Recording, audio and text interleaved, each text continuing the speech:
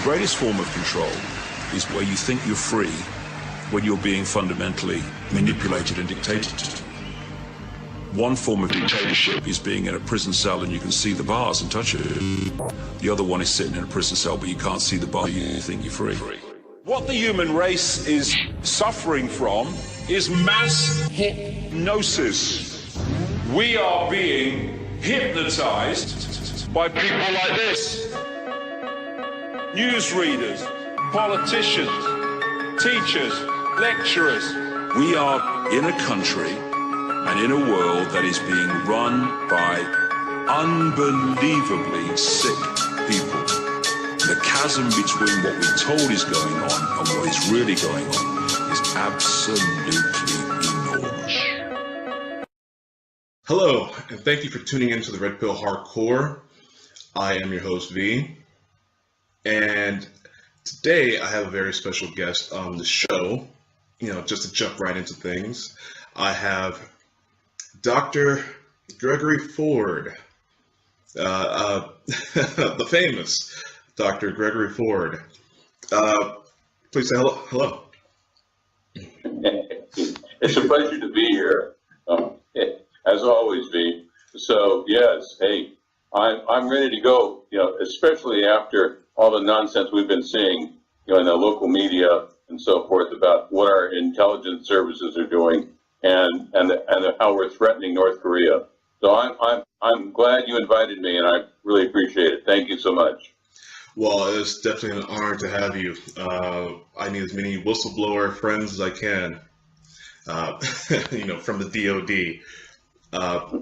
So, speaking of which, would you like to go into your background, introduce yourself to my audience? Okay, sure. I'm Gregory Ford, and I have finished up, when I was in Iraq, I finished up approximately 30 years of being in medicine and also being in the intelligence services.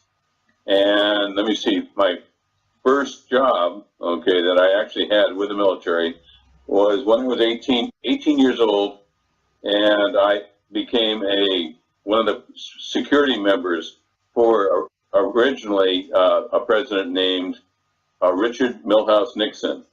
And the only reason I bring this up is because that was our first taste of political intrigue, where actually the president survived. The first time we had presidential intrigue was with Kennedy, and he didn't fare so well when he tackled organized crime, and he tackled the CIA, and he had tackled the oil industry. But my first taste of security and high-level intrigue was with Richard Milhouse Nixon, and he, of course, is the father of Watergate. And the only reason I bring this up is because most people weren't even born then, but it's a situation like this. Is when I was 18, then I was at the Western White House in San Clemente, California, and there was a young woman just absolutely raising hell on this was on our closed circuit television system, and she was testifying that no, Richard Nixon did not justify having legal representation at the Watergate hearings, and her name was Hillary Rodham, who went on to become Hillary Rodham Clinton. And in any other venue, that would have been enough, because she was fired from that position, working for Leon Jaworski, to get her fired and keep her fired, not to where she turned up years later in more political fiascos and disasters.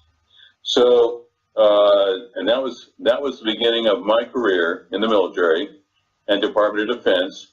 And then after the president resigned from Watergate, then I went to a medical corps school in New London, Connecticut. And from there, I went and chased drug smugglers in the Caribbean for 2 years. And of course, I bring this up, not to bore anybody with all this trivia, but the deal is on that, we were facing drug smugglers who were being directed and controlled and guided by the Central Intelligence Agency, okay? And they were operating out of Colombia, thanks to George H.W. Bush's oil company in Medellin, Colombia, and also the smuggling route was started through the K-Sal banks in the Bahamas, and from there it went via, via helicopter, okay, helicopters to the Miami International Airport, and from there it was shipped, the cocaine was shipped directly to Mena, Arkansas, which became the largest importation site in the United States.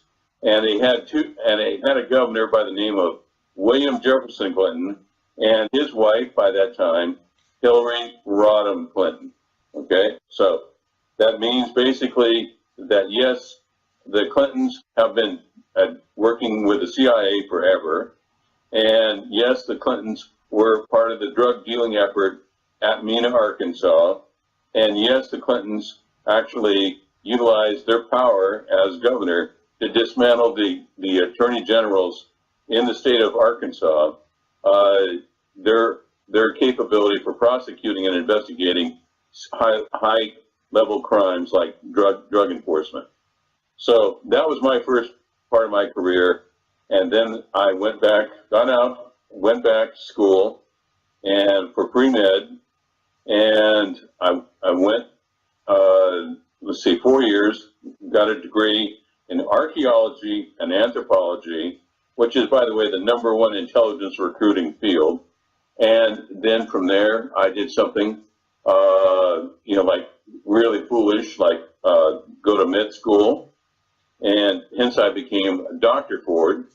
And from there, I was recruited and joined the intelligence services, where I specialized first of all in electronic intelligence, and then secondly, I became I went to actually a real school, not like all these jokers you hear about on YouTube, where they don't really know anything about any of this. But I actually went to intelligence analyst school, and finally I ended up as a human intelligence operator, and for the next 30 years, that is what I've done. And at this point, I am quite the expert on all the tomfoolery and buffoonishness and idiocy that we're seeing from our government now, okay? Like Russian hacking and so forth. Well, my chosen topic for this evening, and I think everybody can appreciate it, it's the death rays, so to speak. Okay, everybody loves the death rays and the high technology, type Star Wars, defense system. Before we get into that, though, didn't you have an ordeal in Iraq? I want to go into that. You have an incredible story about your... Yeah, I mean, we're talking 3 or 4 decades here, so I'm attempting to keep this all within context. Okay. And yes, I did have my adventure in Iraq. I was actually slated and set to retire from Iraq, and I actually had my letter of retirement in, and then I went to Iraq, and this was after all this training. That's really why they wanted me to go, but so I was so highly trained, and I got to Iraq, and it goes something like this. Let me see. I saw several different types of beams used. Particle beams, high density beams, okay. And yes, I saw several different types of Soviet weaponry actually destroyed. But before that happened, something called 9/11, okay, that brought me to Iraq, was responsible, where I was actually consulted with several times on what brought those towers down. And believe me, I can say that those towers were not brought down by planes full of fuel, okay? In fact, in history, those were the only time steel buildings have been brought down, supposedly, by planes. And one of the buildings was never struck by anything, as far as anyone could tell. Building 7. My my conjecture was, after I'd been briefed, and I want everybody to hear that, I was actually briefed by the Able Danger team, and led by a Colonel Schaefer, Anthony Schaefer, okay? And the name of that briefing was Able Danger, and the group was Able Danger. And I was briefed 14 months before. The dates are important, okay? I was briefed in July of 2000, and with that in mind, everybody should understand the towers fell on 9/11/2001. Okay, so in other words, it was all known about well in advance, well planned in advance, and Lieutenant Colonel Schaefer stated that there was a group of supposed terrorists that were being trained to fly those planes, okay, at that time, okay, and they were trained, and this is Pinal Air Park. They were being trained at Pinal Air Park, Arizona, and the reason why that's important is because I was actually in Arizona training at the time, and it goes like this. It's they stepped out. The instructors and Able Danger stepped outside, and they said, everybody in this room can see where this training is going on. Those lights right across the valley there, you can see those lights. It's going on, okay? And yes, Boeing is paying Arab linguists to come and make sure that those pilots are trained, okay? We've been following these pilots and tracking them for quite a while now, and they are being trained to hijack planes and fly them into the World Trade Center, and they're being trained to fly them also into select targets around the Washington, D.C. area. So with that in mind, there we are, and of course, intelligence agents aren't known for their stupidity, at least not for the percentage of them. and several people said, well, look, if you know where these people are and what they're doing, why don't you just go simply arrest them? Okay, just that simple. You know, I was a counterintelligence agent, as the rest of my compatriots, but the problem was we were on U.S. soil. There used to be something in the United States called laws, okay? And the laws were actually functioning pretty well until George W. Bush came along, and these laws were designed to protect American citizens from overreach by the government to try to take over and utilize something like a new Pearl Harbor, as they call 9/11, okay, 9/11, and that's exactly what happened. Is the government utilized 9/11 to basically dismantle our Constitution. And as I can testify from my court action, they did a very good job. They absolutely took over the government, okay, this group of neocons, and they actually organized this strike. And this was all organized, by the way. If you want to put the blame on one person, and that would be Dick Cheney. Okay, Dick Cheney actually organized the entire sequence of 9/11 attacks, and he did that when in the first 3 months of his office, you know, as Secretary of Defense, and he was given 3 months at a secret facility, government facility, and that government facility was in Virginia. And he was told, basically, give us a new Pearl Harbor and then utilize the services of Donald Rumsfeld and also the Israeli support system. If you doubt that, or if you even cringe to think about that the Israelis were involved, look at who was in charge, who was placed in charge of George W. Bush's systems, okay, his different departments. They were all two passport-holding, dual citizenship Israelis who put the whole program together.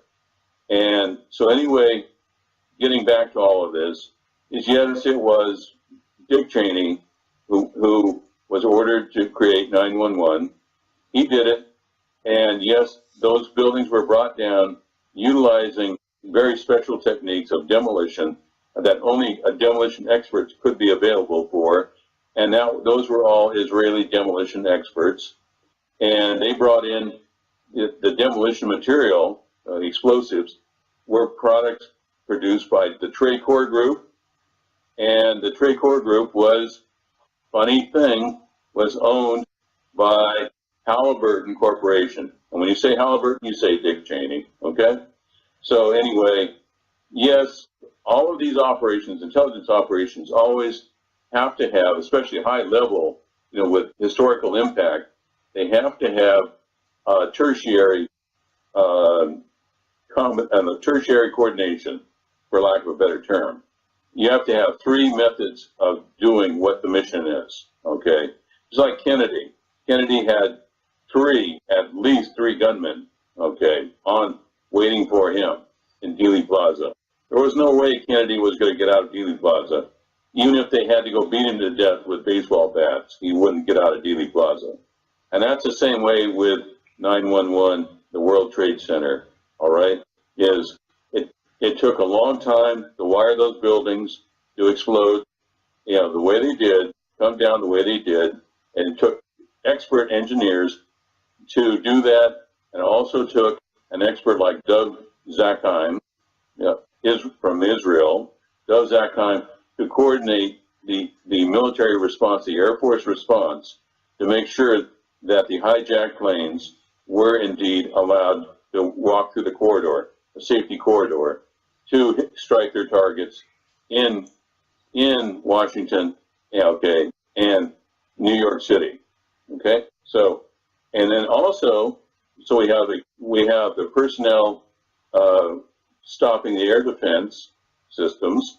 We have the wired up explosives of the World Trade Center, and then also building number 7. If there's any doubt, please, okay, don't say anything, because as listeners on this show won't realize, is that yes, your American government will kill you when they see money to be made. All right? Absolutely. So, absolutely. When the plutocrats and autocrats see big money to be made, they will gladly take your children and off to a foreign land, illegally invade a country, and then send your loved ones back in boxes. Okay?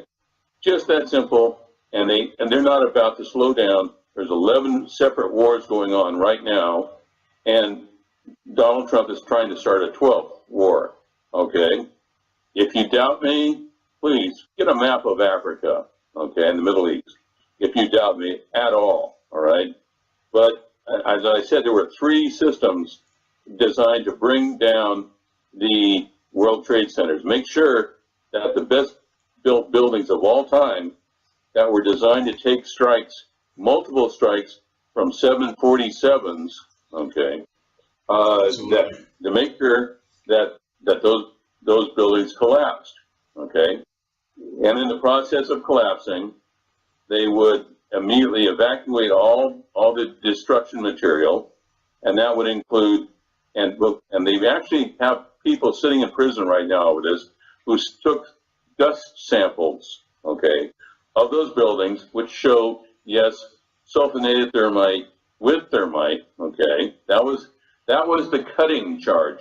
When they talk about something called a cutting charge, okay, that was it, was the sulfonated thermite, okay, and then also they needed something to make sure there was a resonance set up inside the buildings, okay, to make sure that when they cut those support stanchions, that the resonance actually moved the building off, okay, off, the downward weight, the inertial weight, pushing straight down, and that's what what I call the iron bar system, beam system, okay, and of course, who makes the system? I'm actually getting tired of telling people this. Who makes the system for that? The Israelis make the iron bar system. Okay, it's a concentrated foci of energy beam. Okay, and it's designed to destroy airplanes at for like aviation defense.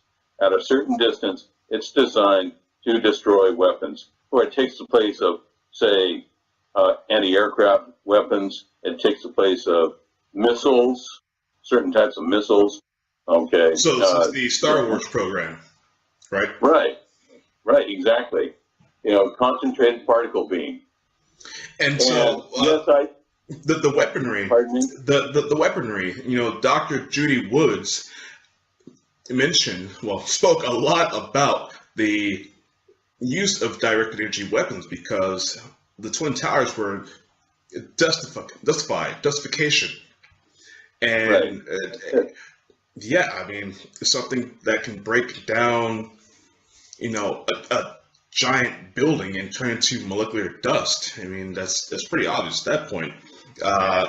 The cleanup happened so quickly. It's incredibly quickly. People were getting sick just from breathing in the dust. I mean, cancer after cancer cases, right? Right, absolutely. And understand, that the Bush family was specialized in making wars, murdering people. They didn't hesitate 1 second when it came to implementing this 9/11 disaster. All right, and yes, the technology was there to bring down the best built buildings. Okay, with steel that required a workup, a detonation, a workup that was required in breaching a nuclear reactor chamber. Okay, and if memory serves everybody that's listening to this, who could do that? Who has already done that? It's the Israelis. Okay, when they attacked, for certain, they attacked Sirius reactor in Iraq, and they also attacked the Syrian reactor. 4 or 5 years ago? About 4 or 5 years ago, I believe. It was a special operation, and nobody's ever acknowledged in Syria. So yes, they knew what it would take to warp and fracture that containment chamber. They knew what type of materials that would take, sulfonated thermite. Okay, and by law, and this is something. I know watching this video, everybody's going to be all upset and carry on. Well, I really don't care, okay? Because here's why. The sulfonated thermite has to be stored, okay, by law, has to be stored in a naval weapons depot, okay? Joe Blow or Izzy Goldberg just can't walk in and demand thermite, from a weapons depot, because it's so dangerous. All right, it's designed to kill ships. You hit a ship with thermite, and it'll cut a hole right through a ship, any ship, every ship. Okay, doesn't matter what it is. So with that in mind, okay, only people that had been given permission by our government to gain access to that specialized thermite, okay, could have it. All right, and who would that be? Okay, who would guess that was? It was the Israelis. Okay, the Israelis did the heavy lifting and the engineering because they had the experience to actually breach those containment chambers. Okay, initially, and the containment chambers are a lot stronger than any building would ever be. Okay, so they knew exactly what they were doing. They got it from the government. Dov Zakheim came in, and he was an expert on analyzing, through his drone programs, analyzing the air defense systems. And this thing didn't happen overnight, folks. It took a long time to, first of all, wire those buildings. It would take at least a year to properly wire those buildings to bring them down, those specific buildings. And also in building number 7, I mean, the experts even say, yeah, it would take months to properly wire building number 7. And by the way, okay, look to see who, in building number 7, look to see who the residents were in renting all that office space. Wake up, people. I got news for you. It was the agency who was renting virtually every single office space room in building number 7, okay? Yes, your tax dollars are used to kill you and your loved ones, okay? Yes, your tax dollars are being used to overthrow your government, all right, and set up a big brother state, okay, a police autocratic state, okay? It's just that simple. Please, understand, there's nothing stopping these folks. George W. Bush did that specifically, okay, along with the help of Dick Cheney, okay, and that idiot Donald Rumsfeld, to go ahead and use your tax dollars to not only buy off at least 5 separate countries that had to sign off on the 9/11 attacks, and also to sign off and keep paying, by the way, okay? I'll show you where they actually paid the British government, Tony Blair, okay, lots and lots of money, okay, on this operation. So I was going to say something about a beam. Yes, the iron bar beam, and I've been shown pictures because of what I did and for the government and this specific operation. Well, let's hold it right there. Let's hold it right there. For a quick pause for commercial break.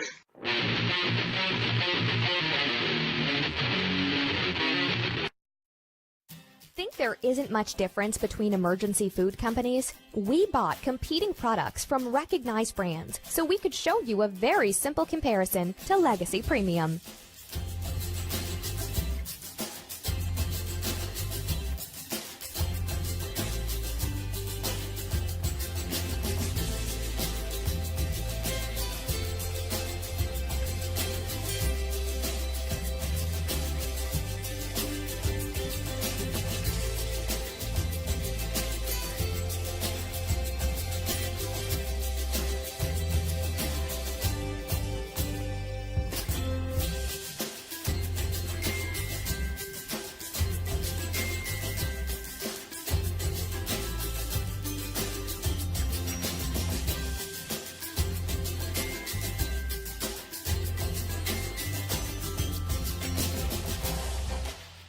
It's easy to see.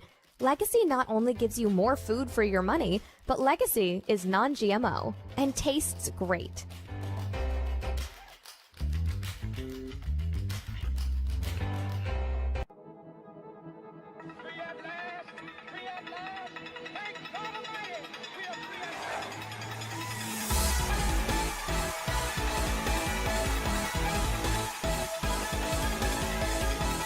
I am V from the Red Pill Hardcore radio show and TV show. I'm here to tell you guys about my militia, the Red Pill Militia of Minnesota. The militia is there to protect the people of the United States from any enemy that may threaten our way of life, regardless of religion or political stance. We will unite the people as one to fight tyranny of any form from anywhere, including our own government. We will see the people free again. I hope you would like to join my militia. Please visit our Facebook page, The People's Red Pill Militia. Like, comment, let us know in general what you think. And if you want to be a volunteer, all you have to do is coordinate with our members. We're all honorary brothers of the militia because we all protect our freedoms, our constitutional rights, and the most important things that we have as American citizens. So please help me in protecting those rights and join my militia.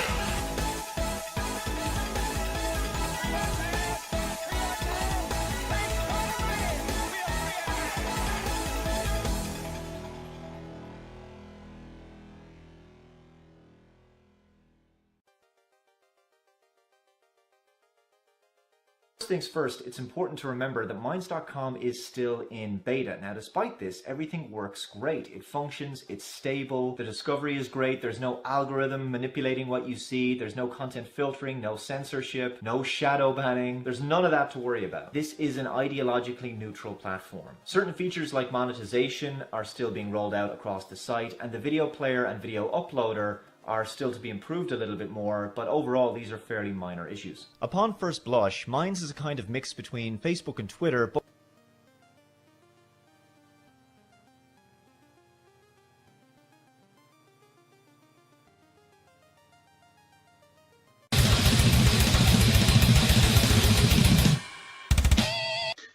Yes, welcome back. This is the Red Pill Hardcore. I am your host V, and I still have Dr. Gregory Ford on the air with us. Now, we're about to jump into before the break, this iron bar. Now, I talk about direct energy weapons all the time. This happens to be the #1 area that I study, and this is just fascinating opportunity to get to talk with someone that worked in Star Wars about these weapons. So yeah, please tell us about the iron bar. Okay, the iron bar is a concentrated energy weapon, an energy foci, so to speak. Massive amounts of energy focused on one small point.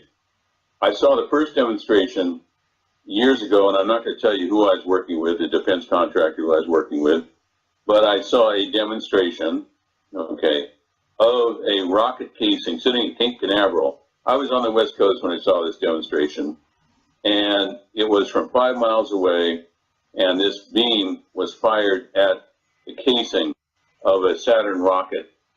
And it was a titanium ring, massively thick, probably an inch thick, and that beam crushed that titanium ring, support ring. The rockets are made at different stages, and they have support rings holding them into place, and it's usually titanium. And occasionally that falters, fails, like you've seen on the space shuttle and so forth. But they used this because that was the largest, component of a rocket that they could find to test, these beams on for Star Wars. And so they fired this beam, and it completely buckled and crushed this titanium ring on this Saturn rocket. Which resembles most ICBMs. So, with that in mind, here I am. I'm getting ready to retire. Call it a day, and of course the government says, well, forget it. Nice try, and we don't care how long you've served, so forth and so on. It was coming up on 3 decades, and at this point they said, okay, look, you're going to Iraq. Ha ha, laugh, laugh. Okay, and this is what they, that was a situation they called the reverse draft.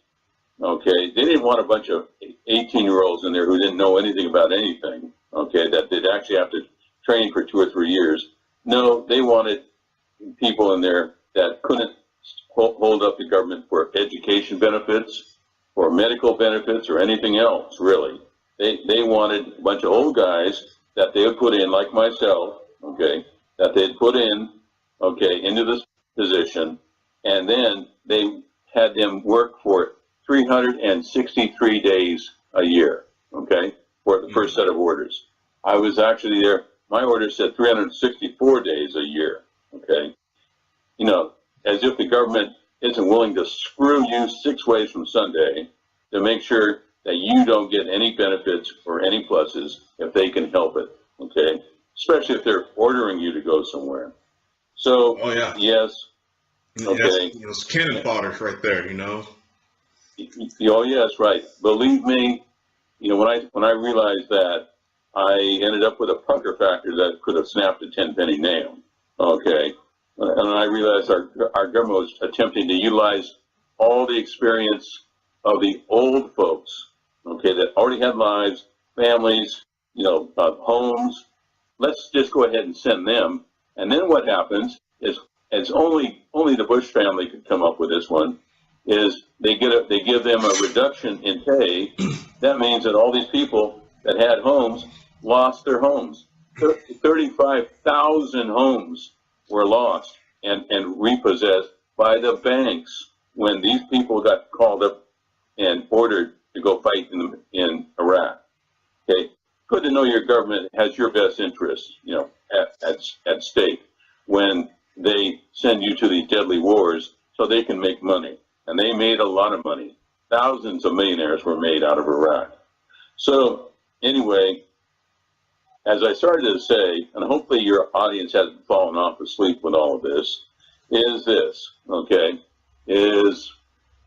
let me see, how can I put it? When I got to Iraq, okay, fine, I'm going to do this. I'm going to retire. Well, the first thing I found were a stash of 29 warheads, VX gas. Get it? Not your namesake V, but these were VX gas, as in designed to be lethal nerve agent weapons.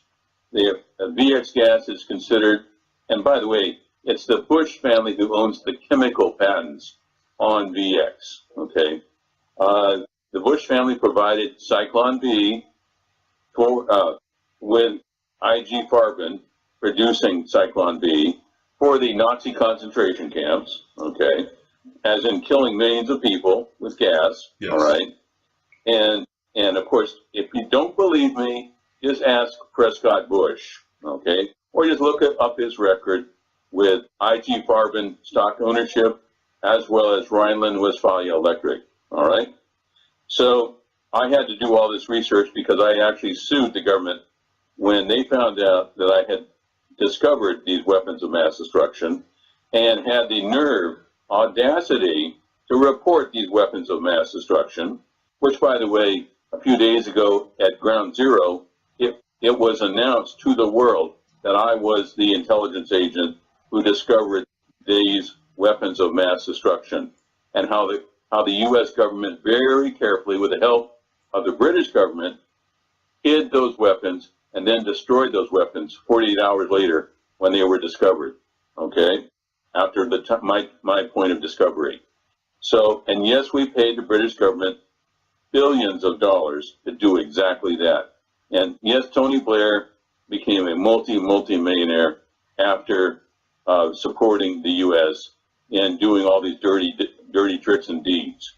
So, but I happened to be, after finding the 29 warheads, complete, by the way, complete with bills of lading showing who ordered the construction of these weapons, who dealt with all the shipping, ordered the shipping, what Navy ship actually transported these weapons, as in the Wabash, the USS Wabash, okay, and where they were taken, and then flown into Iraq and sold to Saddam Hussein, okay? Saddam Hussein, who used them on the Kurds, and he also used them on the Iranians. That's why it's ridiculous to assume that the Iranians are going to do something really bad with weapons, with nuclear weapons. How many dead Iranians are there that died at the hands of Americans and the Bush family? 1 million? 2 million? Okay. How many Kurds have died? I know of at least 200,000 that have died at the hands of those weapons, those specific P-400 one-ton casing, converted bomb casing weapons. Okay. Yeah, and they were converted to handle a parachute for air deployability, and they were designed to be converted to drop from Soviet fighter bombers. So, anyway, I want to switch the focus here, because I have a lot of viewers who are targeted individuals, people who are covertly harassed by illegal technology that is usually focused as beam weapons, dark energy weapons, frequency weapons, psychotronic weapons, however you want to call it. There are many names for it. In your field, did you experience, more of this sort of thing? But you dealt with electronic surveillance or electronic intelligence and that sort of thing. But I know you've seen some things. Right. Certainly, not just counter surveillance technical measures, okay, CSCIM, that kind of thing, okay, but also, I'm sorry, I'm taking a long way to work this into the story, but a few days after discovering those P-400 bomb casings and watching them being destroyed very quickly by the electric arc furnace that the British supplied. By the way, there's film footage of the whole thing, okay? So I need to tell people that, because I'm getting it from the CIA now, is, oh, this guy is crazy. he's nuts. He imagined the whole thing. Okay. Well, sorry about all of this, but yes, I did. A few days later, I was, what can I say, given a real life lesson in all the exotic weapons. Even though I worked on the Star Wars issue on life's weapons, and the first thing I saw, okay, going out into the Iraq countryside near Balad Air Base was a Russian radio truck. Okay, well, who cares about a radio truck, right? That's about as exciting as a toothache. But the thing was, what bothered me dramatically with this, and I did have pictures. They were confiscated, of course, but we do have pictures from the other people with me of this radio truck that had been hit by a concentrated energy beam. And you have to remember, this radio truck, of course, which was used for communicating, all right, was melted. Okay, that's the adverb I'll use with this. It was melted. Okay, it was melted, and it wasn't exploded. The metal wasn't fractured. It looked like a Salvador Dali painting. Okay, it was melted, and it had flowed into a pool about 40 feet across of molten metal that was completely smooth, and even the tires weren't even burned. They had just crumbled. Okay, they weren't burned. Okay, even the iron, the steel wire, those were just melted in the tires. The glass was melted. Okay, Russians don't use IC circuits, okay, microchips, on their weapon systems because they're worried about EMP, electromagnetic pulse. Okay, they use gas tubes, which are resistant. So yes, this truck was melted about halfway down. If there had been people in it, I couldn't see it. Okay, I couldn't see any evidence of people ever being in it. Okay, but the thing was, this truck was melted right down to a level below the lights, and it had completely congealed into a pool of molten metal. Well, okay, I reported it, did all the things that intelligence operatives are supposed to be doing, and then about a few weeks later, 2 or 3 weeks later, we happened to be out at a remote village. This is just opposite the Tigris River, and went into a village. Everyone was glad to see us, oh boy, the Americans are here, sort of thing. And they actually took us around the side of one of the mud brick homes, and there was a MiG-29, okay, MiG-29, parked, state-of-the-art Russian, by the way, and this MiG-29 was, let me see, completely armed with SRAMs, HARMs, certain types of missiles, air to surface, you name it, Gatling guns, 20 millimeter cannons, the whole bit. And okay, great. Hey, boy, this stuff is like Star Wars stuff. It's super duper. Okay, so me being the only person of my group that knew anything about aviation, and flying, okay, I actually flew at one point. Being in the intelligence business, you do a lot of things like that. But I crawled all over this thing, checked it out. It didn't have a speck of dust on it, if you could imagine. And so we called it in immediately and weren't really thinking about it. And we came back about 48 hours later after reporting this. And the one thing I noticed was that people did not come out of their village at all, out of the village. They were terrified. They were cowering inside their houses, their mud brick houses. And on the side of this building was something that had been hit by, was this remnants. I can't call it the remains. I'll call it the remnants of this MiG-29. And this MiG-29 was completely boiled, burned, melted right down. Okay, it wasn't exploded. It was melted right down to a pool of liquid metal. All right. And the only thing that withstood, the massive heat that this plane had been subjected to was the titanium engines and also the pilot seat. And the pilot seat was titanium, but the pilot seat was sitting right on top. It was in contact with the engines and everything else, hydraulic lines, electrical wires, you name it. You know, I mean, even the weapons there were completely melted, okay? Not exploded, melted, all right? I can't emphasize that enough. Everything was melted. So in other words, a beam coming from above directly illuminating both of these vehicles, the jet fighter and the Russian radio truck, came from above, and they were melted, okay? And it reminded me of something concerning like the Panamanian invasion. Of course, who was behind that?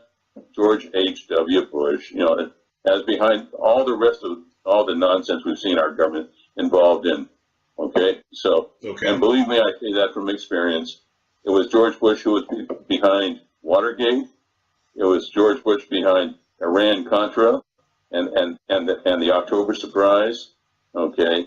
And if you go back far enough into World War II, guess who was there working with Douglas MacArthur to get the gold that had been put on Mount Iga, the Mount Iga mine, okay, on Mindanao, all right, in the Philippines. Remember the bunch of horse shit that Doug MacArthur pulled about I shall return, okay? Well, funny thing was, yeah, he will return at the cost of how many thousands of soldiers' lives, okay, with the help of George H.W. Bush being his intelligence officer, okay? So that's how far the Bushes go back, okay? I mean, this generation that we're seeing right now, that's how far they go back. And we won't even mention the JFK assassination.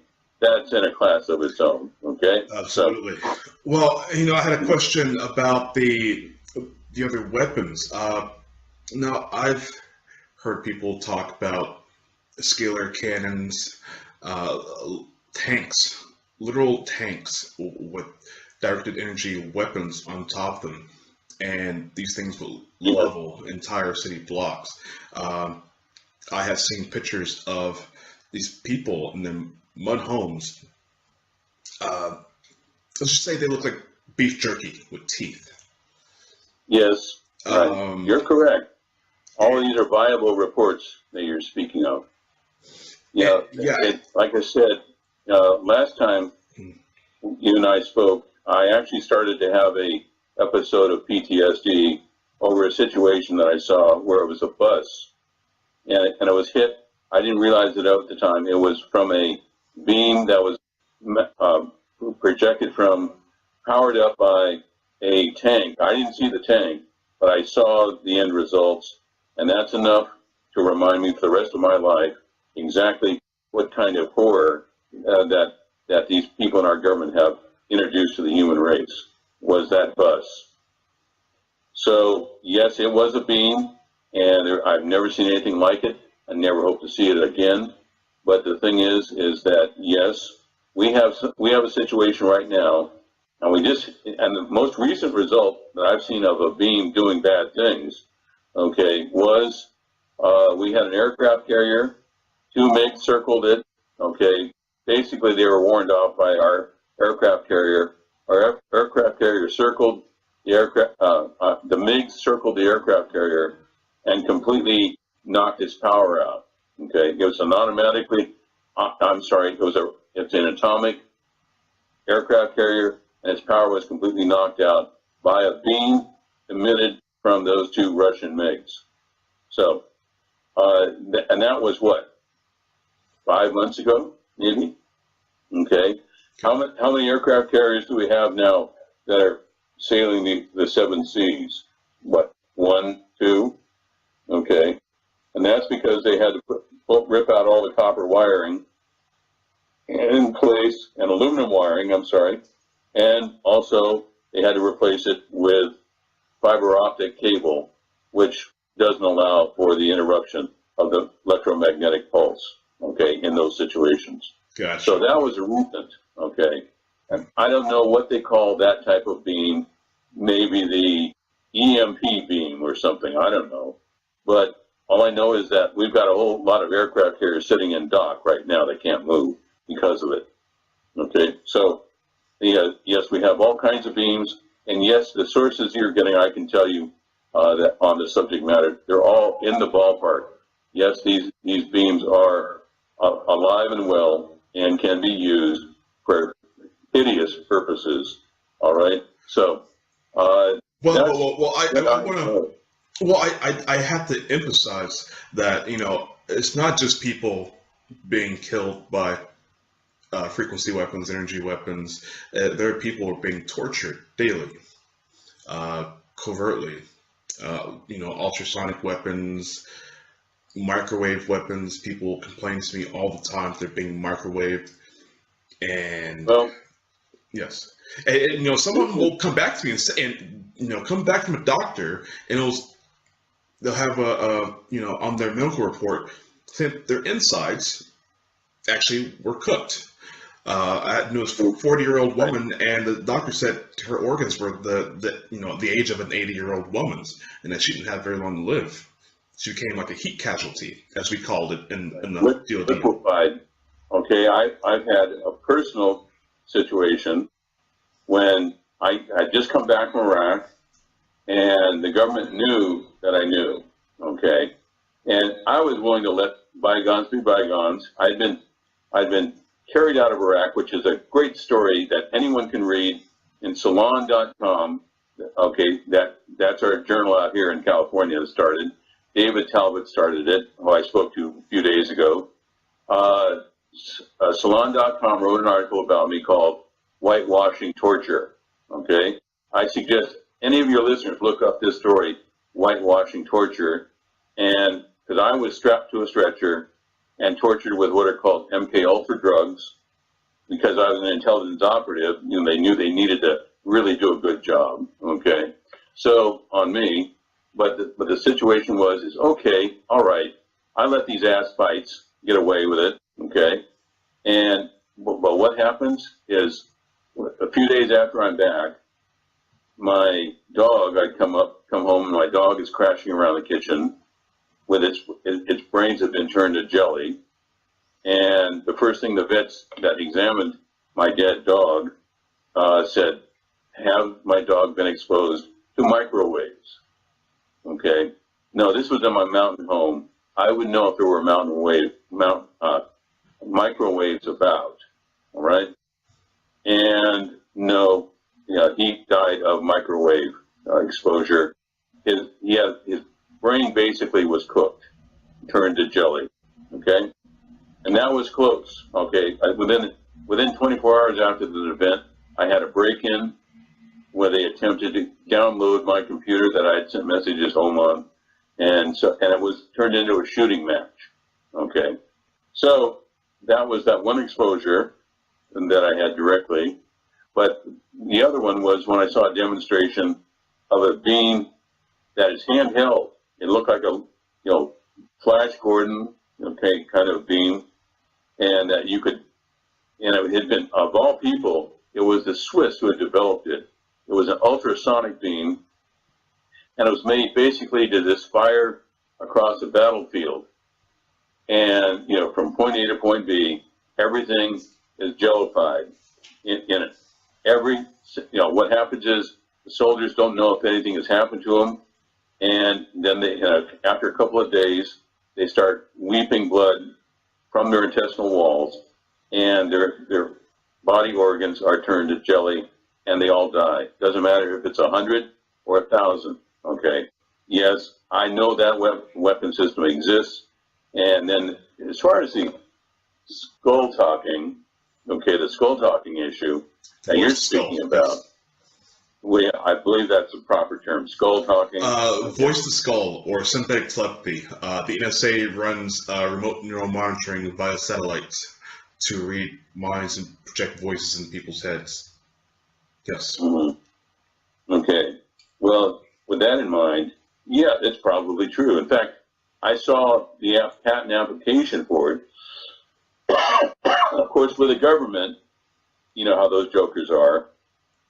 Always trying to figure out ways of milking the public for more money and figuring out how to try to start more pointless, useless wars that accomplish nothing. And if you think that's not the case, just ask yourself, when was the last time the American military won a war? Okay. Oh, yeah, well, the Gulf War. Oh, really? That's why we had to go back a few years later and try to clean up that mess. And it's still not cleaned up. Okay. Yeah. But the American government immediately on this one system of skull, they called it skull docking, and they showed, transducers and so forth modified to emit directly to the skull. The skeletal structure carries a resonance, okay, a voice resonance. For people that are deaf can actually hear again with transmitters, to the base of their, lobe, okay, the auditory cortex. Okay, and right into the neck. Okay, they can hear sounds, stereo sounds, and whatever. Okay. Right. Yes. Okay. And yes, that application was granted. And there's as I started to say, there's the American government demanding to use this system without paying royalties. Okay. Cheap sons of bitches. Okay. So, but they don't seem to ever worry about commanding fortunes from the American taxpayer for new weapon systems. Okay. That, for the most part, will never be used, but that's not how these people think. Okay. And when they turn and they show you how that system is used, look at the World Trade Center, WTC, and look at those emitters that were on two other buildings that I was showing pictures of. The emitters were aimed directly at the WTC, and that's what caused the magnetic resonance in those towers to create the dustification process. The massive amount of dustification that happened when those buildings started to crumble apart, fall apart. Okay. Yeah, no, they didn't. Those buildings didn't fall because metal was heated up in them. If you believe that one, hey, I'm sure the government has 20 more fairy tales to tell you about 9/11. All right. So and they also have a couple of bridges in Brooklyn. They'll sell you too. Oh yeah. Okay. Well, I want to definitely add in there. Most people think that the Cold War was about. Well, I really don't know what people think, but in my research, everything has been about backing off from nuclear war, because no one wants nuclear war because it'll destroy the planet, obviously. But this is what brought about the psychotronic weapons, the frequency weapons, yeah, the CIA heart attack ray gun. Politicians were being killed off, mysterious heart attacks and whatnot. This sort of thing. And here we have LRAD type technology that would hit the the American embassy in Cuba. Yes, you're right. Yeah, that was a hypersonic situation. And that was very comparable, as I mentioned, the Swiss weapon system. Okay, very comparable. In fact, I'm almost sure it was the same system that was designed to do exactly what it did. Okay, so yeah, and that's a recent example.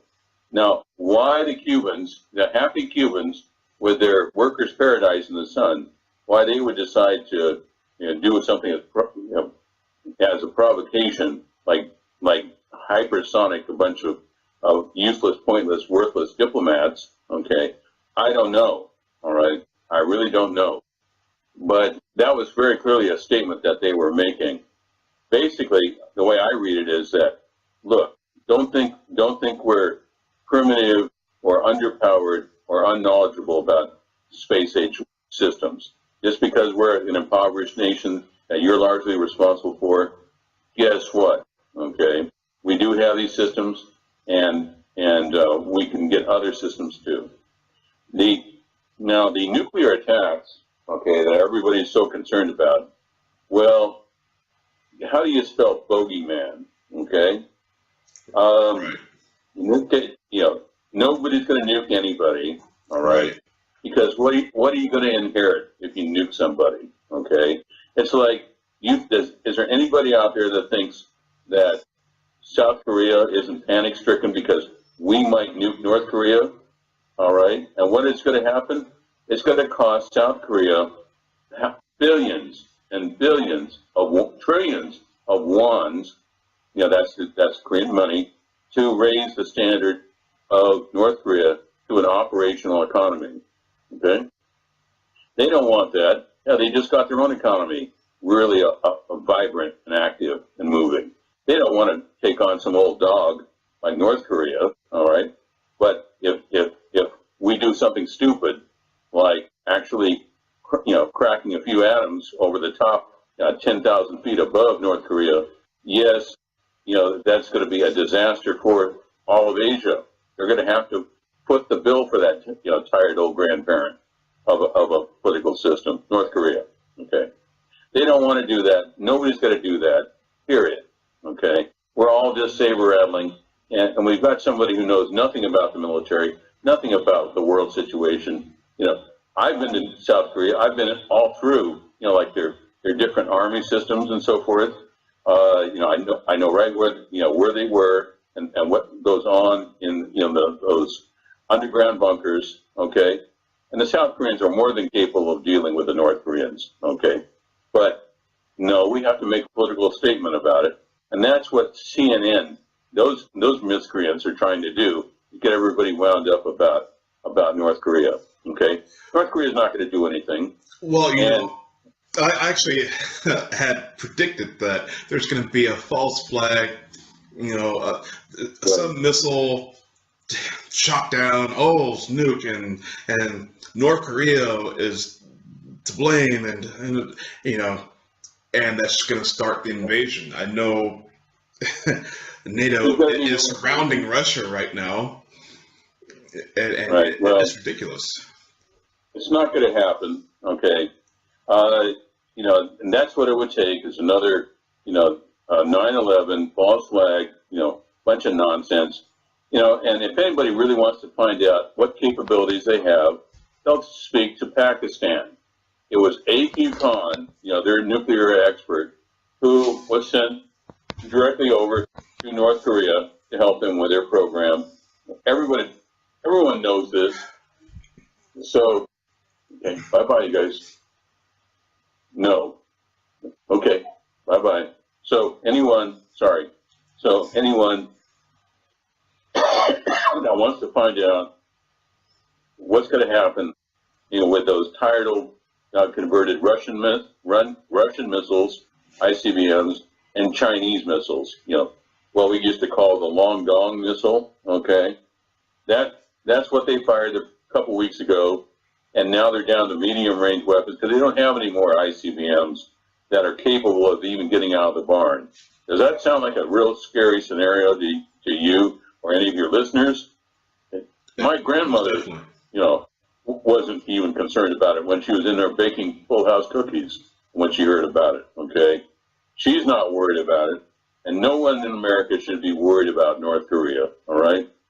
We've got a president who is beholden unto the Russian-Israeli mob, all right? So they're not going to let him do anything like this, okay?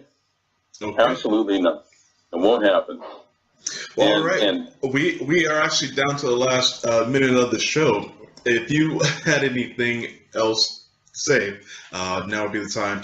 I used to do this, with the military and the Department of Defense.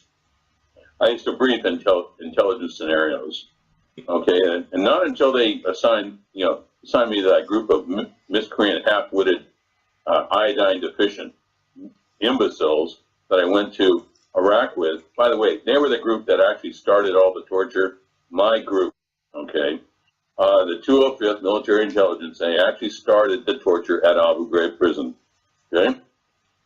And that can be confirmed by General Janice Karpinski, who I spoke to 2 days ago, okay? So, other than that, most of the people that are in this business are pretty sharp, okay?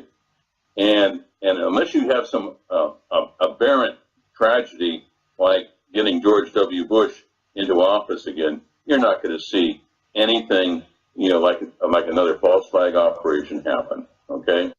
So beams, no beams, this or that, forget it. Ain't gonna happen. Okay.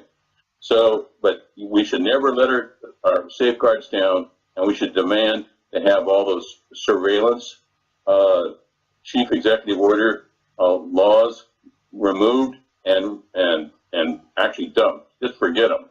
Okay. That's the next best thing I've ever seen to having a big brother industrial police state in place. Okay. We need to have those stopped. If you notice, Donald Trump, has not done a single issue to bring us back to a peaceful footing, okay, as a country. No, all that stuff is still in place, and he is attempting to utilize that for his own political purposes, okay? Just remember, Russian-Israeli mob. That's the whole key to all of this, okay? So that's what I have to say, and thank you for having me on your show, by the way. Okay? Thank you for being on my show yet again. And it's been a pleasure. And hey, I'll have you back on again eventually, and I'll have a whole list of questions from my viewers specifically for you, and we'll knock it out. Yes. My pleasure. I have no problem answering questions. All right, and don't please, all the Cat J's and the 5150s that are out there. Most people are pretty sharp, but hey, screen those questions. Take those nutcases out of there, okay? Those neocon halfwits, okay? And I'll be glad to answer any question from anybody with a lucid insight, okay? So, or concern. All right. Absolutely. Now, and to the NSA, hey, they destroyed the last show we had, but I kind of consider it a actual compliment, because why would they bother if it was a crappy show? Okay, so they did. They actually wiped it out. So hey, not to worry. Hopefully this one gets to your listeners. And thank you, V, for having me on your show and having the informed listeners actually show patience while I presented my side of the issues that are going on. Well, I love to hear you talk. You're always full of information.